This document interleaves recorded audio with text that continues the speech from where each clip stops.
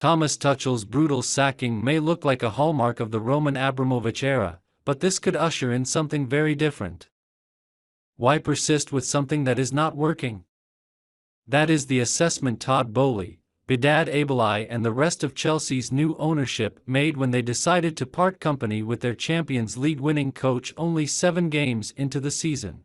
Criticism can be rightly directed towards a transfer strategy that leaned heavily on Thomas Tuchel's knowledge and preference, before dispensing with him only 6 days after the window closed. To some, the perception of the new American ownership barging in, showing little understanding of football and making all of their decisions based on a whim will be aided by the dismissal of Tuchel. The likes of Gary Neville and Jamie Carragher will go on their viral rants.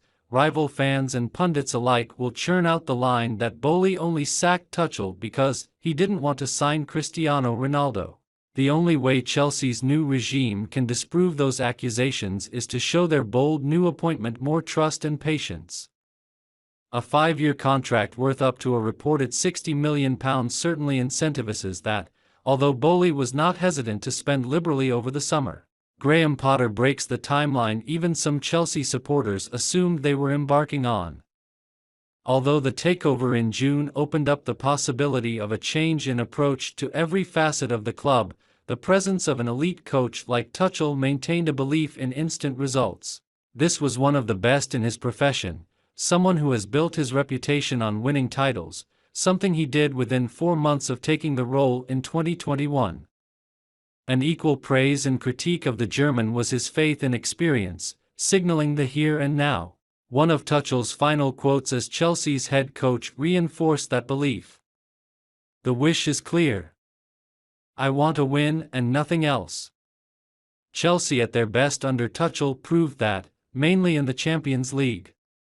Increasingly when they didn't win, the lack of something else sapped the enjoyment of watching the team. Potter's appointment and lengthy contract posed the idea of a longer-term vision. The idea of making more out of less, improving those within his squad, incrementally building with players who have yet to reach their peak, which Potter will still have in the group he picks up from Tuchel. If Boehly follows through on this idea, he will be radically moving Chelsea into a different timeline. One that feels diametrically opposed to the one pursued by Abramovich. Although supporters vocalized their wish to see Tuchel at the helm of this approach, doing so without him will need some convincing if results are not perfect to begin with. It will also be on the new ownership to stick to their guns if Potter's first year is littered with a few setbacks. Losing out on Champions League qualification would have guaranteed your dismissal in the previous era. Would it do the same here? Boehly will face some tough spells with this approach, even facing scrutiny from his own fans given the Blues' ridiculous level of success in English football. Offering consistent moments of joy whilst rivals looked on with envy.